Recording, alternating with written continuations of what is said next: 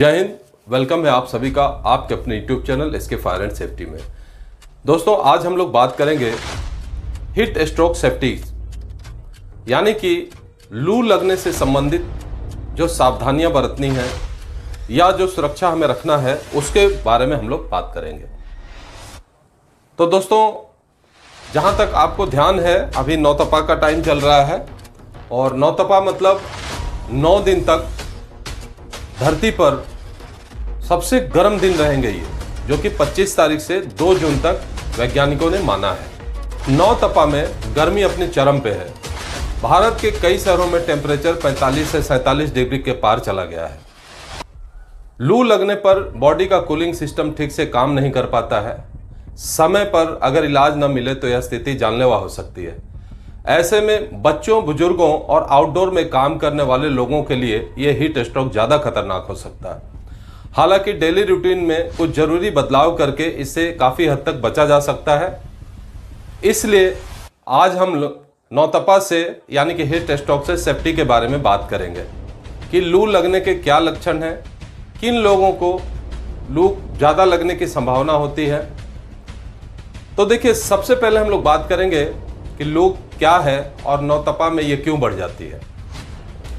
तो दोस्तों, लू यानी कि हीट वेव जो है वो गर्म और सूखी हवा जो कि गर्मियों में चलती है।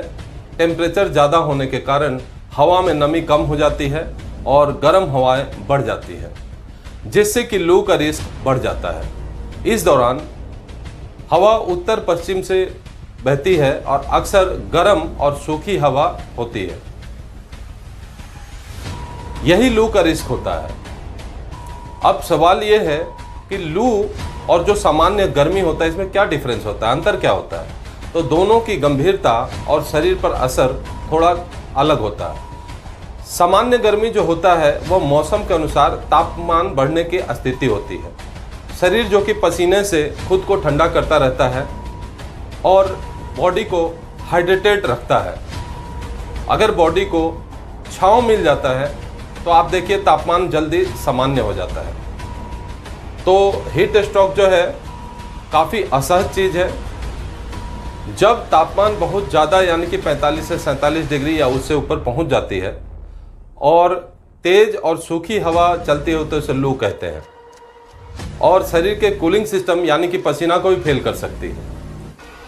लंबे समय तक लू में रहने से हीट एग्जॉशन या हीट स्ट्रोक हो सकता है, या ये खतरनाक और जानलेवा भी हो सकती है। तो सवाल यह है कि क्या धूप लगने से ही लू लगती है? नहीं, सिर्फ धूप में रहने से लू नहीं लगती या धूप लगने से लू नहीं लगती। लू का कारण है शरीर का ज़रूरत से ज़्यादा गर्म हो जाना होता है, जो कि कई परिस्थितियों में गर्म और बंद जगहों में रहना, पानी की कमी यानी कि डिहाइड्रेशन, हार्ड वर्क या एक्सरसाइज, या गाढ़े रंग के कपड़े पहनना, यह भी हो सकता है। तो अब सवाल यह है कि लू लगने के संकेत क्या है, कैसे हमें पता चलता है कि लू लग गया। तो लू लगने पर शरीर कई संकेत देता है। इन्हें समय रहने पर पहचानना बहुत ही जरूरी है कि हालत कहीं ज़्यादा गंभीर ना हो जाए। सभी संकेत जैसे कि तेज बुखार, सिर दर्द, चक्कर आना, ज़्यादा प्यास लगना, मुंह सूखना, मसल्स क्रैम्प्स होना, कमजोरी, उलझन, बेहोशी, उल्टी, मतली, हाइड्रेटेड नहीं होना, ये सब हीट वेव के लक्षण हैं। अब सवाल ये है कि किन लोगों को लू लगने के रिस्क ज़्यादा रहते हैं। जो आउटडोर वर्कर हैं, यानी कि जो खुले में काम करते हैं, जो पानी कम पीते हैं, जो देर तक खाली पेट रहते हैं, जो ड्रिंक्स और कैफीन की मात्रा ज़्यादा लेते हैं, और जिन्हें डायबिटीज़ है, हार्ट डिजीज़ है, जिन्हें किडनी डिजीज़ है, जो शराब पीते हैं, बच्चे, बुजुर्ग और गर्भवती महिलाएं, उन लोगों को ये रिस्क ज़्यादा रहता है। अब सवाल ये है कि दिन के किस समय लू का खतरा सबसे ज़्यादा रहता है। तो दिन में दोपहर 12 बजे से लेकर शाम के 4 बजे तक लू का खतरा सबसे ज़्यादा रहता है। इस दौरान शरीर की किरणें सबसे तेज और सीधी पड़ती है, जिससे कि धरती का तापमान बढ़ जाता है। गर्म और सूखी हवाएं तेज चलती है। इससे क्या होता है कि शरीर तेजी से डिहाइड्रेटेड होता है, शरीर का तापमान जल्दी बढ़ जाता है। लंबे समय तक बाहर रहने में हीट स्ट्रोक का रिस्क काफ़ी बढ़ जाता है। तो इस समय बाहर निकलने से बचें। अगर ज़रूरी हो तो सिर ढककर, पानी साथ लेकर और हल्के फुल्के स्नैक्स साथ लेकर निकलें। अब सवाल ये है कि लू के समय, घर से निकलते समय किन किन बातों का ध्यान रखना चाहिए। तो देखिए, नौतपा में हमेशा अपने साथ रखिए घर से बाहर निकलते समय, जैसे पानी की बोतल है, शरीर को हाइड्रेट रखने के लिए होता है ये। ORS और इलेक्ट्रोलाइट ड्रिंक्स, जो कि पसीना जो निकल जाता है उसकी पूर्ति करता है।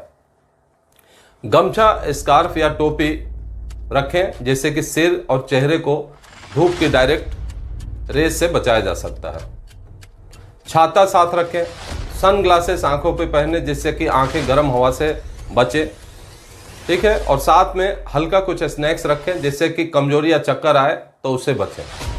अब सवाल ये है कि लू से बचने के लिए और क्या क्या करें। तो थोड़ी सी अपनी जो डेली रूटीन की आदतें हैं उसमें सुधार करें, थोड़ा सा बदलाव करें। इसमें सिंपल है कि आप दोपहर में 12 बजे से लेकर शाम के 4 बजे तक के बीच में बिल्कुल घर से ना निकलें, और अगर निकले तो सिर ढक कर निकलें। स्किन पे सनस्क्रीन लगाएं, हल्के सूती कपड़ा पहनें, पर्याप्त पानी पिएं, ORS या नींबू पानी पिएं, छाछ पिएं। धूप से आते ही ठंडा पानी ना पिएं, पहले शरीर को ठंडा होने दीजिए, फिर पानी पीजिए। घर में पर्याप्त वेंटिलेशन रखिए। घर में ज़रूर पंखा, AC यूज़ कीजिए, कूलर यूज़ कीजिए। और हमेशा कोई भी वर्क है वो जल्दी सुबह में या शाम को करें, और स्मोकिंग, ड्रिंकिंग या ज़्यादा चाय कॉफ़ी ना पिए, ठीक है। अब हम लोग बात करेंगे कि लू से बचने के लिए अपने डाइट में क्या बदलाव करें, रोज़मर्रा का जो खान पान में क्या बदलाव करें। तो देखिए, जो हम लोग खाना खाते हैं उसमें सिंपल है कि हम लोग लिक्विड या इलेक्ट्रोलाइट्स का इस्तेमाल करें, जैसे कि पानी है, ORS है, छाछ है ना। और जैसे कि भोजन में, फल में तरबूज, खरबूज, खीरा, ये सब का यूज़ करें। और डाइट में हल्का खाना लें, जैसे कि दाल, सब्जी, सलाद वगैरह। और नेचुरल कूलिंग ड्रिंक्स लें, जैसे कि आम पन्ना, बेल का शरबत, सत्तू का घोल, और उसमें चीनी और नमक का संतुलन बना के रखिए, ठीक है।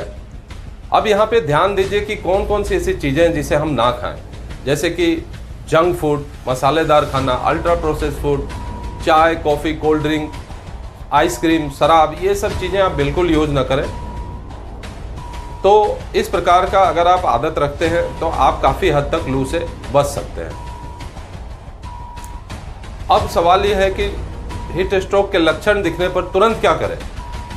तो इसके लक्षण जो होते हैं, चक्कर, कमजोरी, उल्टी, तेज बुखार, सुस्ती जैसे लक्षण।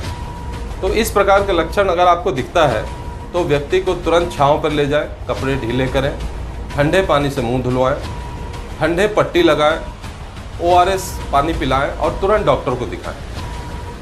अब इसमें सवाल ये है कि इसके गंभीर लक्षण, जैसे कि 104 डिग्री तक बुखार चले जाना, ठीक है ना, बेहोशी होना, दौड़े पड़ना, बार बार चक्कर आना, बोलने में दिक्कत होना, उसको कन्फ्यूजन होना यानी कि भ्रम होना, ठीक है, उल्टी होना, और उसका हार्ट रेट बढ़ जाना, तो ये समझिए कि एकदम गंभीर लक्षण है, बहुत ज़्यादा खतरा है, तुरंत डॉक्टर के पास ले जाए।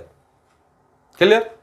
तो ये चीज़ें थी कुछ जो कि हम लोग इसका पालन करें, खास करके नौतपा के समय में। हालांकि दोस्तों, नौतपा भी ये जरूरी है।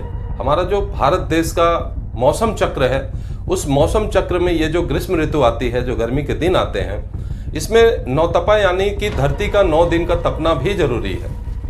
देखिए, इससे ये माना जाता है कि पहले जो 2 दिन होते हैं उसके तपने से चूहे मर जाते हैं।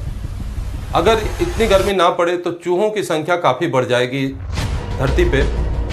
उसके अगले 2 दिन जो है उससे कीड़े मर जाते हैं, जो कि फसल को नुकसान पहुंचाते हैं। और उसके अगले 2 दिन अगर ये गर्मी ना पड़े तो टिड्डे और उसके अंडे रह जाएंगे धरती पे, जो कि फसल के लिए काफ़ी नुकसानदायक होंगे। फिर उसके अगले 2 दिन अगर ढंग से गर्मी ना पड़े तो ये आने वाले मानसून में काफ़ी बदलाव कर सकता है, जैसे बरसात का अच्छा ना होना, आंधी तूफान ज़्यादा आना।